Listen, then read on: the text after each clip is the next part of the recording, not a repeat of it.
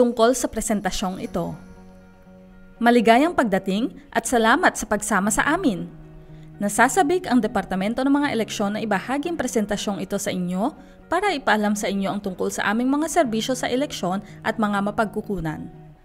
Bagaman walang nakatakdang mga eleksyon sa taong ito, ang pagiging may alam ay nangangahulugan na kayo ay magiging handa na iparinig ang boses ninyo kapag dumating na ang panahon para dito.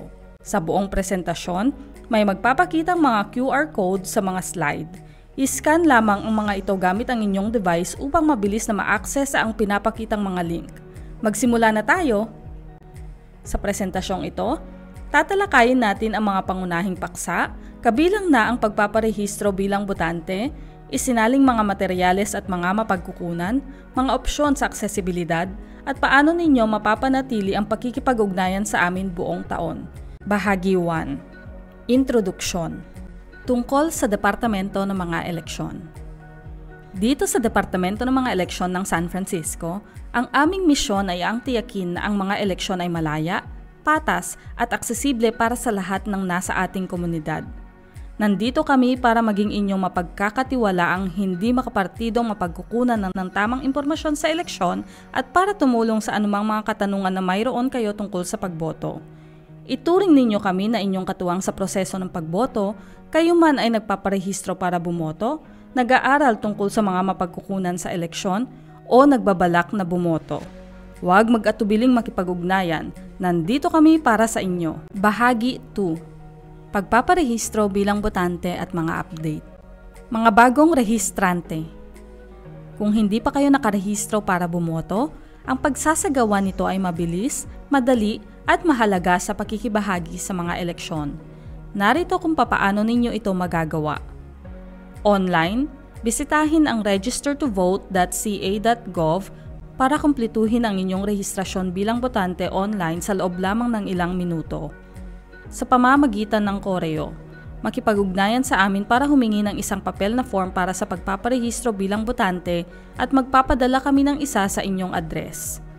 Gawin ang unang hakbang para sa pagiging handa sa eleksyon at magparehistro para bumoto ngayon. Mga kinakailangan para sa elihibilidad. Narito ang mga kinakailangan ninyong maging para makaboto sa California. Isang mamamayan ng US. Nakatira sa California. Hindi bababa sa 18 taong gulang sa araw ng eleksyon. Hindi nagsisilbi ng panahon ng pagkakakulong dahil sa hatol na felony. Hindi napatunayan ng isang hukuman na walang sapat ng kakayahan ng pag-iisip para bumoto. Pagpapanatiling napapanahon sa inyong rehistrasyon bilang botante. Kasama sa buhay ang pagbabago, lipat bahay, pagpapalit ng pangalan, mga bagong nagugustuhan, at kailangang sumasabay din ang inyong rehistrasyon bilang botante. Tiyakin na i-update ang inyong rehistrasyon bilang botante kung lumipat kayo o nagbago ng inyong address, nagpalit kayo ng pangalan o kinakatigang politikal na partido, o gusto ninyong makatanggap ng mga materyales sa eleksyon sa ibang wika. Pag-check sa kalagayan ng inyong rehistrasyon. Maglaan ng sandali para i-double check ang inyong rehistrasyon, ito'y mabilis at madali. Bisitahin ang sfelections.gov/voterportal o pumunta sa voterstatus.sos.ca.gov. Mga espesyal na kalagayan sa rehistrasyon.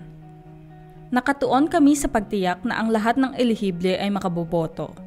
Narito kung papaano namin sinusuportahan ang mga botante sa mga naiibang sitwasyon. Mga hindi mamamayan. Kung kayo ay isang hindi mamamayang magulang, tagapatnubay o tagapangalaga ng isang bata na mas mababa sa edad 19 sa San Francisco, maaari kayong bumoto sa mga eleksyon para sa lokal na lupon ng edukasyon. Bisitahin ang sfelections.gov/ncv para sa higit pang impormasyon. Mga botanteng walang tirahan. Nakararanas ng kawalan ng tirahan? Maaari pa rin kayong magparehistro at bumoto sa pamamagitan ng paggamit sa isang kanlungan, parke o interseksyon ng mga kalye bilang inyong address para sa pagpaparehistro. Mga botanteng nasasangkot sa hustisya. Kung kayo ay parado sa California, elihible kayo para bumoto. Ibinabalik ang mga karapatan sa pagboto pagkatapos ng pagkakakulong, ngunit kakailanganin ninyong muling magparehistro. Mga estudyante sa kolehiyo, Maaaring magparehistro at bumoto ang mga estudyante sa kanilang address ng tirahan o address habang nasa paaralan, alinman ang mas kumbinyente. Mahalaga ang boses ninyo, anuman ang inyong kalagayan. Nandito kami para tumulong sa inyo kung mayroon kayong anumang katanungan o kung kailangan ng tulong. Bahagi 3. Tulong sa wika at mga naisaling materyales sa eleksyon. Nandito kami para tulungan kayong makaboto sa inyong napiling wika. Alam namin kung gaano kahalaga ang pagboto sa wika na kung saan kayo komportable. Nagbibigay kami ng iba't ibang mga serbisyong sumusuporta sa wika para matiyak na ang bawat botante ay makalalahok sa mga eleksyon ng may kumpiyansa. Personal na tulong sa wika.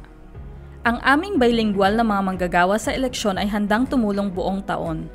Kung walang tao sa lugar na nakapagsasalita ng inyong wika, walang problema, iko-konekta namin kayo sa isang tagapagsalin sa isa sa 200 mga wika. At para gawing madali ang pagboto sa araw ng eleksyon, ang aming mga manggagawa sa botohan ay may suot ng mga name tag na nagpapakita ng mga wika na kanilang isinasalita. Mga balota at mga pamphlet na impormasyon para sa botante sa maraming mga wika. Nagbibigay kami ng mga balota at mga pamphlet na impormasyon para sa botante sa Ingles, Chino, Espanyol at Filipino. Simula sa 2026, magkakaroon din ng mga materyales sa Vietnamese. Upang matiyak na matatanggap ninyo ang mga pang-eleksyong materyales sa pinipili ninyong wika, i-update ang inyong pinipiling wika sa sfelections.gov/voterportal o sa pamamagitan ng pakikipag-ugnayan sa amin. Maaari rin kayong humiling mula sa isang manggagawa sa botohan ng bilingual na mga pang-eleksyong materyales kung kayo ay boboto ng personal. Mga sangguniang balota. Nag-aalok din kami ng mga sangguniang balota sa Koreano, Hapones, Thai at Burmese. Ito ay mga kagamitang nakatutulong sa mga botanteng mas gusto na suriin ang impormasyon sa eleksyon sa kanilang wika bago markahan ang kanilang opisyal na balota. Maaari kayong humiling ng mga sangguniang balota sa pamamagitan ng koreo o sa email sa sfelections.gov/voterportal o kumuha ng isa sa inyong lugar ng botohan sa araw ng eleksyon. Para sa karagdagang mga detalye tungkol sa tulong sa wika, bisitahin ang sfelections.gov/languageaccess. Bahagi 4. Mga paraan sa pagboto. Mga opsyon sa pagboto. Kapag oras na para bumoto, may mga opsyon kayo para gawin itong madali at kumbinyente. Sa pamamagitan ng koreo, nakatatanggap ang bawat nakarehistrong botante ng isang balota sa pamamagitan ng koreo mga 1 buwan bago ang bawat eleksyon. Ang pagboto sa pamamagitan ng koreo ay kumbinyente, ligtas at nagpapahintulot sa inyong bumoto sa kaginhawaan ng inyong tahanan. Nang personal. Kung mas gusto ninyong bumoto ng personal, ang sentro ng botohan sa City Hall ay nagbubukas 1 buwan bago ang araw ng eleksyon at higit 500 mga lugar ng botohan sa buong lungsod ay bukas sa araw ng eleksyon. Para sa higit pang mga detalye, bisitahin ang sfelections.gov/ways to vote. Bahagi 5. Mga mapagkukunan at mga serbisyo sa aksesibilidad. Mga opsyon sa aksesibleng pagboto. Nakatuon kami na gawing aksesible para sa lahat ang pagboto. Narito ang kung ano ang mayroon. Mga pamphlet para sa botante na malaki ang letra, audio at mga digital na format. Sistema para sa aksesibleng pagmarka sa balota na akma sa teknolohiyang pantulong. Mga kagamitan sa pagmarka ng balota sa lahat ng mga lugar ng botohan na may mga touchscreen at audio na balota. Pang-emerhensiyang paghatid ng balota at mga serbisyo sa pagboto sa gilid ng kalsada. Para sa karagdagang mga detalye sa serbisyo sa aksesibilidad, bisitahin ang sfelections.gov/accessibility. Bahagi 6. Mag-paperless, magtipid na mga mapagkukunan. Mga opsyon sa pagtanggap sa inyong pamphlet na impormasyon para sa botante. Gaya ng nabanggit kanina, para sa bawat eleksyon, nagbibigay kami ng pamphlet na impormasyon para sa botante sa bawat lokal na botante. Ang pamphlet na impormasyon para sa botante at halimbawang balota ng San Francisco ay isang mahalagang mapagkukunan na nagbibigay ng opisyal, hindi makapartidong impormasyon tungkol sa mga lokal na kandidato, mga panukala sa balota, at mga opsyon sa pagboto. Ayon sa batas, kailangan naming magpadala sa koreo ng pamphlet sa bawat nakarehistrong botante. Ito ay nagre-resulta minsan ng pagpapadala ng doble-dobleng kopya sa mga kabahayan na may maraming mga botante.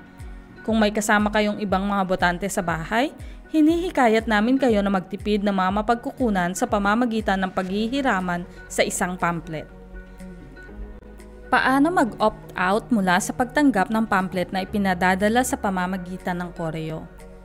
Para gawin ito, ang lahat maliban sa isang miyembro ng kabahayan ay maaari mag-opt-out mula sa pagtanggap ng pamphlet sa koreo sa sfelections.gov/voterportal. Makatatanggap pa rin ang inyong kabahayan ng isang papel na kopya at iyong mga nag-opt-out ay makatatanggap ng access sa digital na pamphlet sa sandaling ito ay handa na. Maaari ninyong piliin na matanggap ang link sa digital na pamphlet sa pamamagitan ng email o isang postcard na may QR code para sa madaling access. Ang paggawa sa simpleng hakbang na ito ay nakatutulong na makatipid ng mga mapagkukunan at kumbinyente rin naman. Bahagi 7. Makibahagi, mga komite ng mga tagapayo. Mga komite ng mga tagapayo. Palagi kami naghahanap ng mga miyembro ng komunidad na may dedikasyon na tumulong na hubugin ang kinabukasan ng mga eleksyon sa San Francisco. Nais namin kayong anyayahan na sumali sa isa sa mga komite namin ng mga tagapayo. Ang komite ng mga tagapayo para sa aksesibilidad sa pagboto ay tumutulong sa amin na tiyakin na aksesible ang pagboto para sa lahat, kabilang na ang mga taong may kapansanan.